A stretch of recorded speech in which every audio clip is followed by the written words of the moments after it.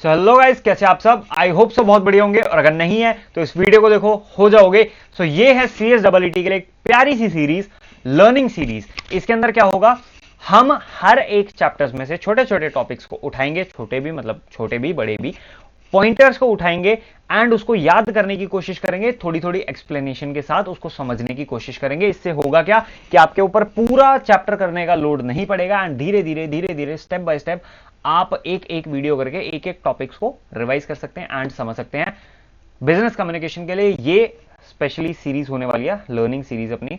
ठीक है, सो आज का अपना टॉपिक है significance of business communication. Business communication क्या होता है? कोई भी कम्युनिकेशन अगर हम बिजनेस के अंदर कर रहे हैं, दैट इज हमारा बिजनेस कम्युनिकेशन। कम्युनिकेशन क्या होता है जी? Communication is the process of sending and receiving messages through verbal and non verbal mode. अगर मैं कोई भी मैसेज को सेंड कर रहा हूं या फिर रिसीव कर रहा हूं, कोई भी इंफॉर्मेशन को सेंड कर रहा हूं या फिर रिसीव कर रहा हूं, दैट इज कम्युनिकेशन। ये चीज अगर मैं बिजनेस के अंदर कर रहा हूं, दैट इज हमारा बिजनेस कम्युनिकेशन। बिजनेस के अंदर कम्युनिकेशन करना क्यों इंपॉर्टेंट होता है? सबसे पहला पॉइंट है हमारा इंक्रीजिंग इन प्रोडक्टिविटी। मान लो कोई इंप्लॉय है, उसकी तबियत खराब है, ठीक है। अगर वो हमारे साथ कम्युनिकेट ही नहीं करेगा तो मैनेजर को पता थोड़ी लगेगा कि उसकी तबियत खराब है, उसको छुट्टी दे देनी चाहिए, उसको रेस्ट की जरूरत है। नहीं हो पाएगा ना। अगर वो सामने वाला पर्सन बता देता कि मेरी तबियत खराब है, एक दिन वो रेस्ट करता है, नेक्स्ट डे और जोश के साथ वो काम करेगा। Increasing in productivity. मैनेजर को कोई इशू आ रहा है कि भैया मेरे को ना ये प्रॉब्लम है, आप इस तरीके से ना करके इस तरीके से काम करोगे ना तो ये काम जल्दी हो जाएगा और एफिशिएंटली हो जाएगा। Increasing in productivity. जब तक मैनेजर अपनी इंप्लॉय के साथ कम्युनिकेट ही नहीं करेगा, तब तक उसको इशू पता नहीं लगेगा, तब तक उसको नया तरीका पता नहीं लगेगा एंड उसकी प्रोडक्टिविटी कम होती रहेगी। प्रोडक्टिविटी बेसिकली, कम्युनिकेशन जब भी हम करते हैं तो हमारी प्रोडक्टिविटी बढ़ती ही बढ़ती है। ठीक है, मतलब ऐसा जरूरी नहीं है, बट स्टिल बिजनेस के अंदर जब हम जितना ज्यादा कम्युनिकेट करते हैं उतनी हमारी प्रोडक्टिविटी बढ़ती है। ठीक है जी। देन उसके बाद नेक्स्ट पॉइंट आ जाता है हमारा इंक्रीजिंग इन कस्टमर्स। मान लो हमारे कस्टमर को कोई इशू है, हमारी फ्रिज बनाने की फैक्ट्री है, ठीक है। हमने फ्रिज बनाया, कस्टमर को बेचा, कस्टमर का हमारे पास कॉल आ रहा है कि भैया आपके फ्रिज के अंदर ये इशू है, आपका फ्रिज प्रॉपरली ठंडा नहीं हो रहा है, या फिर एज द केस में भी कोई भी इशू आ रहा है कस्टमर्स को।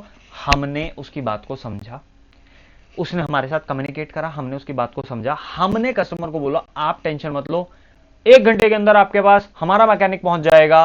एंड हमने 1 घंटे के अंदर मैकेनिक को फोन करा, उसको पहुंचाया एंड वो फ्रिज ठीक हुआ, उसका इश्यू रिजॉल्व हुआ। क्या हमारा कस्टमर रिटेन हो गया? क्या हमारा कस्टमर हमारे साथ लॉयल हो गया? That is the second point, increasing in customers. जितना ज्यादा हम कस्टमर की प्रॉब्लम को समझेंगे, उसका इश्यू रिजॉल्व करेंगे, उतने ज्यादा हमारे कस्टमर्स बढ़ेंगे। ठीक है। दूसरी चीज, कस्टमर के साथ हम जितना ज्यादा टच में रहेंगे उतना ज्यादा फायदा है। मान लो हम कस्टमर के साथ टच में हैं, हमने कोई नया प्रोडक्ट लॉन्च करा, हम कस्टमर को भेज सकते हैं कि आपको पसंद आया या फिर नहीं आया।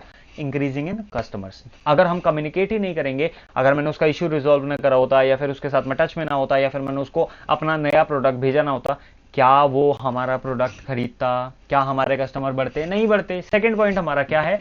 Increasing in customers. ठीक है जी। देन उसके बाद थर्ड पॉइंट क्या आ जाता है? Innovation in business. मान लो मेरी साबुन बनाने की फैक्ट्री है। किस चीज की जी? साबुन बनाने की फैक्ट्री है। अब मेरी साबुन बनाने की फैक्ट्री है, मैंने ना अपने सप्लायर से कांटेक्ट किया, भाई साहब एक बात बताओ मेरे को कि मैं अभी बेसिक सोप तो बना रहा हूं, लेकिन मैं अपने रॉ मटेरियल्स में क्या फेरबदल करूं कि मैं एक नया प्रोडक्ट मार्केट में लेके आ जाऊं और ये तहलका मचा दे। कम्युनिकेशन करेंगे तभी तो हमारे प्रोडक्ट को हम इंप्रूव कर सकते हैं, हमारे बिजनेस के अंदर हम इनोवेशन ला सकते हैं, सर्विसेज को इंप्रूव कर सकते हैं डेफिनेटली। अब देखो एक चीज, इस पॉइंट को है ना हम लिंक करते हैं, इनोवेशन इन बिजनेस। मान लो मेरा साबुन है, साबुन की फैक्ट्री है, मैंने नया साबुन बनाया, पॉइंट क्या बना? Innovation in business. अब मैंने नया साबुन बनाया, मार्केट के अंदर लॉन्च करा, कस्टमर्स को पसंद आया, मेरे कस्टमर्स बढ़े? यस, बढ़ गए। Second point, increasing in customers. 2 point आपस में लिंक हो गए, याद भी हो गए। थर्ड पॉइंट पे चलो, इंफॉर्मेशन एक्सचेंज। इंफॉर्मेशन एक्सचेंज क्या? मान लो हमारे बिजनेस के अंदर कोई भी इशू आ रहा है, ठीक है, मैनेजर ने बोला अपने सबऑर्डिनेट्स को कि मुझे ये इशू आ रहा है, ठीक है, तुम लोग इसको रिजॉल्व करो। ठीक है जी। मैंने इंफॉर्मेशन एक्सचेंज करी ना, मैनेजर ने अपनी इंफॉर्मेशन एक्सचेंज करी ना, तो ही तो रिजोल्यूशन मिलेगा ना। That is the fourth point, information exchange. जब तक हम इंफॉर्मेशन दबा के रखेंगे, अपनी फीलिंग्स को दबा के रखेंगे, तब तक हम सामने वाले को अपनी इंफॉर्मेशन या फिर अपनी फीलिंग्स को या फिर अपने इमोशंस को कन्वे नहीं कर सकते। और जब तक हम अपने इमोशंस को, अपनी इंफॉर्मेशन को कन्वे नहीं करेंगे, तब तक कोई फायदा नहीं है। ठीक है। सो मतलब बिजनेस के अंदर कोई प्रोडक्टिविटी बढ़ेगी नहीं, कोई काम बढ़ेगा नहीं। So that is the 4 point, information exchange. ठीक है जी। देन उसके बाद 5th पॉइंट आ जाता है अपना preparing plans and policies. Preparing plans and policies मतलब हमने मान लो कोई इश्यू रिजॉल्व करा, नहीं मान लो हम गोल की बात करते हैं, ठीक है। मान लो मैं मैनेजर हूं, ठीक है, मैंने एक गोल डिसाइड करा कि मुझे इस साल 2000 करोड़ का बिजनेस करना है। सोचा और मैं ना ऐसे करके सो गया, क्या फायदा है कोई इस चीज का? नहीं है ना। जब तक मैं कम्युनिकेट नहीं करूंगा, अपना गोल बताऊंगा नहीं सामने वाले को, तब तक सामने वाले मेरे जो सबऑर्डिनेट्स हैं, क्या वो प्लान्स एंड पॉलिसीज उस तरीके से फ्रेम कर सकते हैं? नहीं कर सकते। क्या मेरा जो अपर मैनेजर है, क्या उस तरीके से प्लान्स एंड पॉलिसीज फ्रेम कर सकता है? नहीं कर सकता। आज रिलायंस है, मुकेश अंबानी सोच रहा है इस साल मैं 1 लाख करोड़ का बिजनेस करूंगा, इस साल मैं मतलब 50,000 करोड़ का प्रॉफिट बनाऊंगा। मुकेश अंबानी जी ने सोची ये बात एंड सो गए घर पे जाके। मतलब बनेगा क्या? कोई मतलब नहीं बनेगा जब तक वो अपने सबऑर्डिनेट मैनेजर्स को, डायरेक्टर्स को नहीं बताएंगे कि मेरा गोल ये है, हमें ये अचीव करना है, उस अकॉर्डिंग प्लान्स एंड पॉलिसीज को मेंटेन करो। ठीक है जी। देन उसके बाद last, enhances business partnership. Enhances business partnership के अंदर क्या होता है, हमारी बिजनेस के अंदर पार्टनरशिप है, ठीक है, अच्छी भी चल सकती है, खराब भी चल सकती है। जरूरी नहीं है कि दो बिजनेस आपस में मैच होंगे तभी, मतलब दो बिजनेस आपस में मर्ज होंगे या फिर मैच होंगे या फिर पार्टनरशिप बनाएंगे, जरूरी नहीं है हमेशा बढ़िया ही चले। कभी कभी मतभेद भी हो सकता है, उनका डिफरेंस ऑफ ओपिनियन भी हो सकता है। उस केस के अंदर हमें कम्युनिकेट करना चाहिए सामने वाले से, अपनी अकड़ में नहीं बैठना चाहिए कि नहीं मैं सही हूं, सामने वाले को मेरी बात माननी चाहिए, ऐसा नहीं है। सामने वाले से आप कम्युनिकेट करोगे तो डेफिनेटली आपकी पार्टनरशिप भी इंप्रूव होगी, सामने वाला आपकी बातों को समझेगा एंड कोई एक पॉइंट पर आके आप दोनों एग्री हो जाओगे। That is the 6th point, enhances business partnership. ठीक है जी। नाउ एक छोटी सी स्टोरी बनाते हैं, ठीक है, उससे ना इसको याद कर लेते हैं। समझ आ गया हमें 6 के 6 पॉइंट्स। एक बार एक छोटी सी स्टोरी बना लेते हैं एंड उसको याद कर लेते हैं। मान लो मेरी एक दुकान है, साड़ी की दुकान है मेरी, ठीक है। आप लोग आए मेरे पास, आपने बोला रेड साड़ी दिखाओ। मैंने कहा ये लो सर, रेड साड़ी आपकी। आपने बोला भैया रेड साड़ी है ना, ये वाली नहीं चाहिए हमको, दूसरे वाली रेड साड़ी चाहिए। मैंने कहा कौन सी रेड साड़ी चाहिए आपको? ये वाली। मेरे पास ये वाली है, फिर ये वाली है, फिर ये वाली है, फिर ये वाली है। जब कम्युनिकेट करा तो प्रोडक्ट्स बढ़े हमारे। फर्स्ट पॉइंट, प्रोडक्टिविटी बढ़ेगी। प्रोडक्ट और प्रोडक्टिविटी का कोई लेना देना नहीं है, सिर्फ एक स्टोरी से हम इसको याद कर रहे हैं 6 पॉइंट्स को, ठीक है।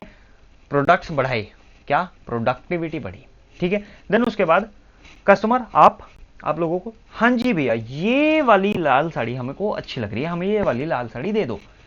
इंक्रीजिंग इन कस्टमर्स, कस्टमर बढ़ाना। मैंने ज्यादा से ज्यादा प्रोडक्ट दिखाए, कम्युनिकेट करा, तो क्या मेरा कस्टमर बढ़े? That definitely increasing in customers. Then उसके बाद इनोवेशन इन बिजनेस। मान लो मेरे बिजनेस में कोई इशू आ रहा है, मान लो मेरे बिजनेस में लेडीज कस्टमर के साथ जेंट्स कस्टमर भी आ रहे हैं, लेकिन जेंट्स कस्टमर बहुत ज्यादा जल्दबाजी कर रहे हैं, बहुत ज्यादा उनको सामान लेने दे रहे हैं, मेरी जो लेडीज कस्टमर है वो बहुत ज्यादा डिस्ट्रैक्ट हो रही है।